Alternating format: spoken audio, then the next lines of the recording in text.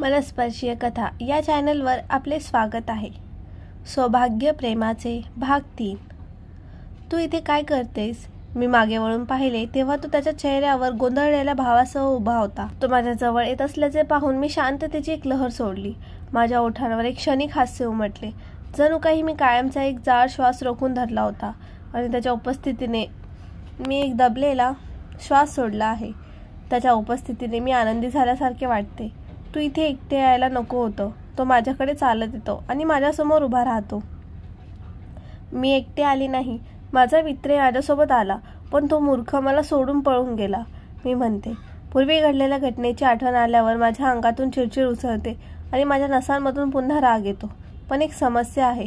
मी बोटांनी हालचाल करायला सुरुवात करताना म्हणते। तो प्रश्न विचारून भुवया उंचावतो। त्याला गाडीबद्दल सांगण्यासाठी योग्य शब्द शोधण्यासाठी मी थोडा वेळ विचार करते। हे इतके लाजिरवाणे आहे की मला नेहमीच त्याच्या गाडीनं काहीतरी करावे लागते। गाडी अजूनही माझ्या विद्यापीठात आहे आणि ड्रायव्हर फोन उचलत नाही। मी घाबरलेल्या हास्याने म्हणते, त्या मूर्ख आणि हवालदार माणसामुळे। मी बडबडत राहून दात घासते। मी शपथ घेते की जर तो आता माझ्यासमोर आला तर मी त्याला मारेन। तू काय बडबडत आहेस? तो मला हाक मारतो तेव्हा मी माझ्या विचारांमधून बाहेर पडते। मी त्याच्याकडे पाहते, त्याच्या ओठांवर एक मजेदार हास्य आहे।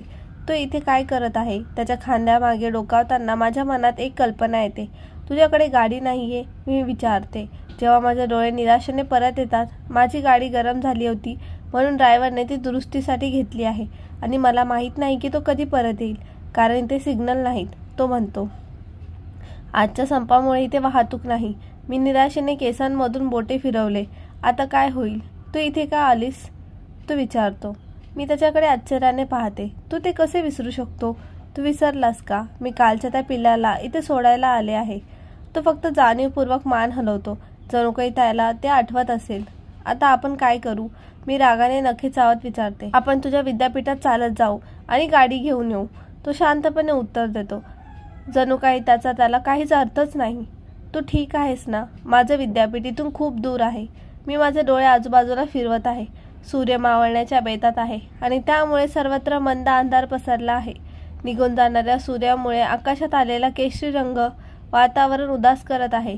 वेगवान थंड वारा वाहत आहे, ज्यामुळे रस्त्याच्या कडेला असलेली लहान रोपे हलू लागली आहेत। मग तुला रात्रभर इथेच राहायचं आहे का? मी मागे वळून त्याच्याकडे पाहते, जो माझ्याकडे भुवया उंचावत पाहत होता।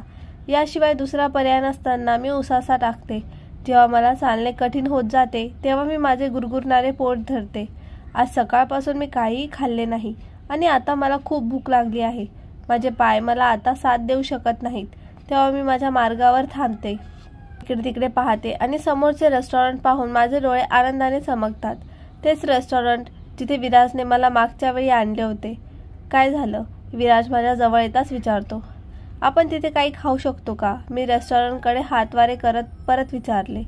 अंधार पडायला लागला आहे। जर आपण उशिरा पोहोचलो तर ते धोकादायक होईल, तो उत्तर देतो। जास्त वेळ लागणार नाही, मला खूप भूक लागली आहे, मी म्हणाले। तो उसासा टाकतो आणि मान हलवतो। मी त्याच्या मागे जाताना हसते। माझ्यासमोर असलेले चविष्ट जेवण पाहून माझे डोळे चमकतात। मी भुकेल्या माणसासारखे ते अन्न खाऊ लागते। या ठिकाणचे जेवण खरोखरच चविष्ट आहे। जेव्हा मी विराजला त्याच्या दोन्ही हातांनी छातीभोवती गुंडाळून माझ्याकडे पाहताना पाहिले तेव्हा मी पाणी घशातून खाली ढकलले। काचेचे तोंड जिथे होते तिथेच थांबल्याने माझी काचेवरची पकड घट्ट होते। माझ्या ओठांपासून काही इंच अंतरावर मला समजत नाही की मी त्यालाही जेवायला सांगितलं नाही। तू घेणार नाही का? मी ग्लास परत टेबलावर ठेवत विचारते। मी इथे आलेल्या व्यावसायिक भागीदारांसोबत आधीच जेवण केलं आहे, तो उत्तर देतो। त्याची भूमिका अजूनही थोडीशी बदललेली नाही। मी उत्तर देताना फक्त ओ, हळूहळू जेव, मला खात्री आहे की तुला गुदमरून जायचं नाही। तो त्याच्या स्वरात विनोद आणि हास्याचा इशारा देत मला सांगतो, मला आठवतं जेव्हा त्याने एकदा आम्ही कॉटेजमध्ये असताना असाच अर्थ लावला होता। त्याचा आवाज कसा कठोर आणि उपहासात्मक होता, पण यावेळी त्याच आवाजात मृदुता आणि मैत्री आहे। मी त्याच्याकडे पाहते आणि त्याला एक घाबरलेले हास्य दाखवते।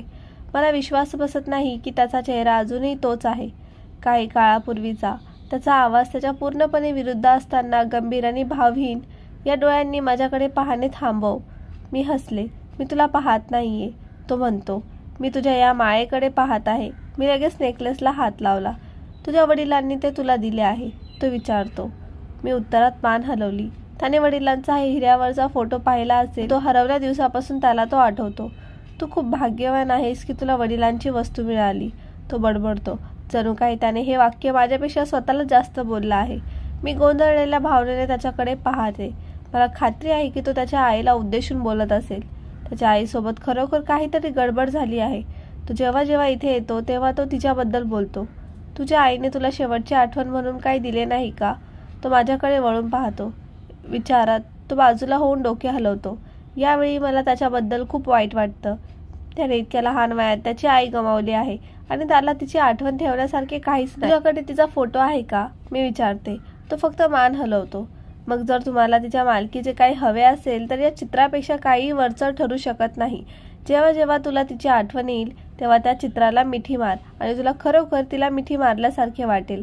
माझ्या ओठांवर हास्य उमटताच मी ठामपणे सांगते. मी पाण्याचा ग्लास उचलते आणि तो माझ्या ओठांना लावते. मी त्याच्याकडे पाहते, पण काच अजूनही माझ्या तोंडावर आहे. थँक्यू, तो हसून म्हणतो. मी हसून उत्तर देते. तो माझे आभार मानेल यावर माझा विश्वासच बसत नाही. मी डोळे फिरवले. गेल्या वेळीप्रमाणे इथे आम्ही आणि वेटरशिवाय कोणीच नाही. हे रेस्टॉरंट ग्राहकांशिवाय कसे चालते? हे रेस्टॉरंट नेहमीच रिकामे का असते?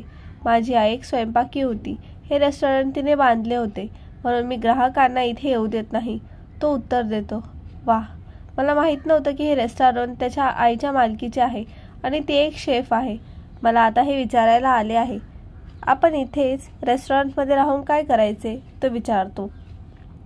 ते तर खूपच चांगले आहे, मी उद्गारते. तू हे आधीच का विचार करत नाही? निदान माझ्या विद्यापीठात 10 किलोमीटर चालत जाण्यापेक्षा तरी ते चांगलं आहे. आणि सर्वात वाईट म्हणजे माझ्या या पेन्सिल हिल्समध्ये हे माझ्या डोक्यात आधी आले नव्हते, तो हसतो. विराजच्या मते इथे 2 किंवा 3 मोकळ्या खोल्या आहेत. मला विचित्र वाटत असलं तरी मी त्याला त्या रेस्टॉरंटमध्ये या खोल्यांचा काय उपयोग आहे हे विचारत नाही. कदाचित त्याची आई इथे राहत असेल किंवा असेच काहीतरी. तू इथे काय करतोस? विराज अचानक उभा राहतो तेव्हा मला धक्का बसतो. त्याचे हात घट्ट मुठीत गुंडाळतात आणि त्याचा आवाज कर्कश आणि गंभीर होतो. मी त्याला इतक्या रागात कधीच पाहिलं नव्हतं. जणू काही त्याच्या आत ज्वालामुखीचा स्फोट झाला आहे आणि तो त्याचा खालचा जबडा घट्ट धरून या उद्रेकावर नियंत्रण ठेवत आहे. मी माझे डोके मागे वळवते आणि माझ्या मनात काही वेगवेगळ्या भावना येतात. तेव्हा ती व्यक्ती तिथे उभी आहे आणि त्याच्या ओठांवर एक अढळ हास्य आहे. वाह, तो इथेही आला आहे आणि आपण त्याची मदत मागू शकतो. हे पाहून मला खूप दिलासा मिळाला. पण विराज त्याच्या वडिलांना तिथे पाहून इतका रागावला का आहे? मीही घाईघाईने उठते, पण असे दिसते की दोघांनाही अचानक माझ्या उपस्थितीची जाणीव झाली नाही, कारण त्यांच्यात एक भयानक स्पर्धा सुरू आहे. घरी कधीही आणि कसेही येऊ शकतो. विराजचे वडील आदर्श हे हळू पण उग्र आवाजात बोलतात. सध्या जे काही चालू आहे ते मला एका कोड्यासारखं वाटत असलं तरीही त्याने पत्नी या शब्दावर केलेला अतिरिक्त ताण माझ्या लक्षात येत नाही. विराज खुर्चीच्या वरच्या टोकावर जोरात हात मारतो तेव्हा मी घाबरते. त्याच्या मानेतील नसा बाहेर पडताना मला दिसतात आणि त्याचे ओठ अजूनही घट्ट दाबले जात आहेत, कारण तो स्वतःला काहीही बोलण्यापासून रोखण्याचा प्रयत्न करत आहे. सगळं ठीक आहे ना? मी दोघांकडे एका सुरात पाहत विचारते. मला विश्वास बसत नाहीये की तुम्ही इथे असाल, आदर्श काका, मी हसत हसत म्हणते, कारण ते आता माझ्याकडे पाहत आहेत आणि मला समजत नाही की त्यांना याचा काय अर्थ आहे. पुरे झाले. निदान तिच्या मृत्यूनंतर तरी तिला एकटे सोड. तिला बायको म्हणण्याचा तुला पूर्ण अधिकार नाहीसा झाला आहे. विराज त्याला ओरडतो. ते बोलला ते ऐकून मी अविश्वासाने तोंड झाकते. त्यांच्यात काय चाललं आहे? विराज त्याच्या वडिलांशी असे का बोलत आहे?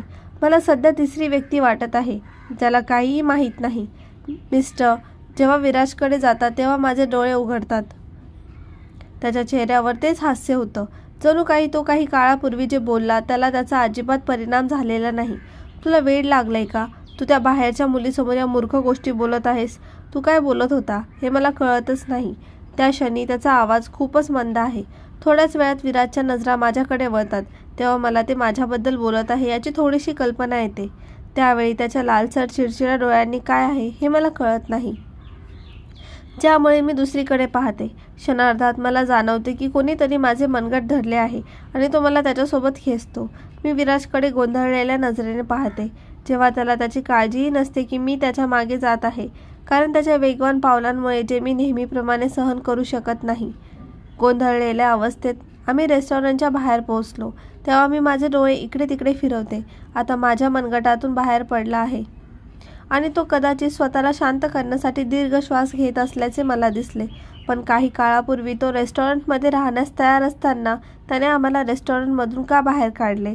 मी त्याला त्याच्या वडिलांशी असे बोलताना कधीही पाहिले नाही आणि त्यांच्या पूर्वीच्या भांडणावरून मी एक अस्पष्ट अंदाज लावू शकते की हे त्याच्या आईबद्दल आहे. आता मला काय बोलावे किंवा काय करावे हे कळत नाही. त्याचे लाल डोळे मला घाबरवत आहेत आणि मला खात्री आहे की जर मी त्याला या क्षणी काही बोलले तर तो माझ्यावरही तुटून पडेल. पण या परिस्थितीवर तो उपाय नाही. मी रात्रभर तिथे थांबून त्याचा राग कमी होण्याची वाट पाहू शकत नाही. आपण रेस्टॉरंटमध्ये राहणार होतो ना? मी शेवटी विचारलं आणि माझ्या बाजूला डोळ्यांनी त्याच्याकडे पाहिलं. तो माझ्याकडे तोंड फिरवतो. नाही, आपण तुझ्या विद्यापीठात जात आहोत. तो त्याच्या डोक्याचा मागचा भाग खाजवतो. चला जाऊया. मी हे करणार नाही. खरंच मला इतकं चालून थकायचं नाहीये. मी म्हटलं, देवाच्या फायद्यासाठी मी जे म्हणते ते कर. तो कडक स्वरात म्हणतो, का? अचानक काय झालं? मी त्याच पद्धतीने विचारते. तो काहीच बोलत नाही, फक्त माझ्याकडे डोळे मिचकावून पाहतो. आमच्यात काही काळ शांततेचा काळ असतो. त्याच दरम्यान आम्ही दोघे एकमेकांकडे पाहतो, पण दोघांच्याही नजरेत एक स्पष्ट फरक असतो. त्याच्या डोळ्यात काहीही अर्थ नाही आणि माझ्या डोळ्यात विनवणी करण्यासाठी बरेच काही आहे. मी रेस्टॉरंटकडे परत जाण्यापूर्वी तो तोंड उघडण्याची आणखी एक क्षण वाट पाहतो. मी काकांकडे परत जात आहे आणि त्यांना मदत मागत आहे. मी बडबडते. मी त्यांच्याकडे शेवटची नजर टाकली, कारण त्यांनी नुकतेच फोनवर बोटे घट्ट धरली आहेत आणि निघून गेला आहे.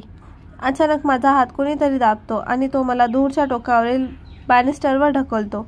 त्याच्या अनपेक्षित कृतीने मी गोंधळून त्याच्याकडे पाहते. तू एकदा तरी हट्टी राहणे थांबवू शकते का? तो ओरडतो. माझ्या मनगटावरची त्याची पकड अधिक घट्ट झाल्यावर मी धापा टाकते. त्याचे डोळे आगीचे खंजीर फेकत आहेत. जणू काही त्याच्या मनात राग आणि क्रोधाची ज्वाला पेटली आहे. मी त्याच्या मजबूत हात माझ्या मनगटावरून काढून टाकण्याचा प्रयत्न करत असताना माझ्या डोळ्यात अश्रू येऊ लागतात. अचानक तो विचारांमधून बाहेर आल्यासारखं वाटतो, कारण तो हळूहळू त्याचा हात बाजूला करतो आणि माझे मनगट मोकळे करतो. मला काही विचारू नकोस आणि माझ्यासोबत चल. फक्त एकदाच. मला खात्री आहे की तुला माझ्यावर थोडासा विश्वास असेल. कृपया. तो थोड्या वेळाने बोलतो. यावेळी त्याचा आवाज पुन्हा मंद आणि मऊ झाला आहे. मी त्याच्याकडे पाहते. त्याच्या नजरा अजूनही माझ्यावर आहेत. त्याच्या आवाजाप्रमाणेच त्याच्या चेहऱ्यावरील भाव आणि डोळ्यांवरील पूर्वीचा द्वेषही आता कमी झाला आहे. तो हे सर्व का करत आहे मला अजूनही कळत नाही, पण त्याच्या असे करण्यामागे नक्कीच काहीतरी कारण असेल. बहुधा ते त्याच्या आयुष्यासंबंधित असेल. पण तो मला या सगळ्यात का भाग पाडत आहे? तो मला त्याच्यासोबत येण्यासाठी इतके का राजी करतोय की तो मला प्लीज म्हणतोय? काहीतरी स्पष्ट आहे आणि माझा मेंदू ते वाईटरित्या जाणून घेण्यास उद्युक्त करत आहे. पण हे सरळ आहे. तो मला सांगणार नाही.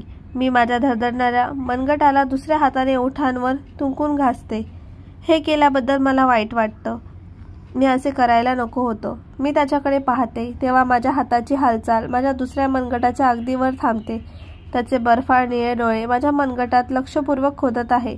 तो अजूनही माझ्या अगदी जवळ उभा आहे. त्याच्या नजरा माझ्या डोळ्यांवरून माझ्या मनगटावर जातात. हळूहळू तो त्याचा हात बाहेर काढतो आणि काही काळापूर्वीच तुलनेत अगदी हळुवारपणे माझे मनगट पकडतो. तो माझ्या मनगटाच्या पुढच्या भागाला त्याच्या तळहाताने हळुवारपणे घासतो. जेव्हा त्याचा उबदार तळहात माझ्या उष्ण मनगटावर परिपूर्ण लयीत घासतो तेव्हा मला हालचाल करता येत नाही. जणू काही पूर्वीचे माझे दुःख पिंजऱ्यात बंदिस्त पक्ष्यासारखे उडून जाते, जसे नुकतेच निर्दोष कुबड्यातून मुक्त झालेले पक्षी. तो जे करत आहे त्यावर तो समाधाने लक्ष देत असल्याचे पाहून माझ्या चेहऱ्यावर हास्य येतं. जेव्हा मला वास्तवाचा सामना करावा लागतो तेव्हा मी लगेच माझा हात बाजूला करते, कारण मला लाज वाटते की मी त्याचा स्पर्श कसा अनुभवू शकते. हे कसं शक्य आहे की मला त्याची काळजी काही काळापूर्वीपासून आवडू लागली आहे? तू माझ्यासोबत येत आहेस ना? मी पुन्हा त्याच्याकडे पाहते.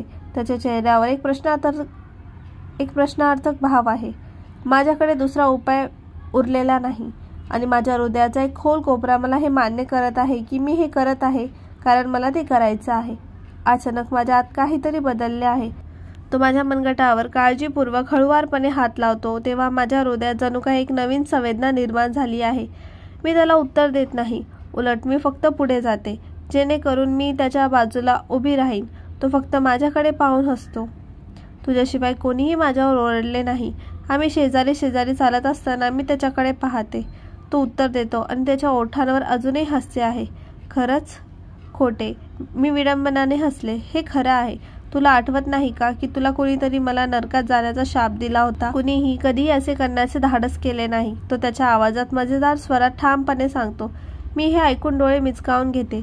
मला आठवते की न्यूयॉर्कमधील कॉटेजमध्ये आमच्या वास्तव्यादरम्यान तो मला खूप त्रास देत होता. तेव्हा मी हे बोलले होते. पण त्याला हसताना पाहून मलाही खूप हसू येतं. त्याच्या आवाजात आता पूर्वीचा राग आणि कटुतेचा आभास नाहीये. तो पुन्हा एकदा त्याच्या सामान्य स्वभावात परतला आहे.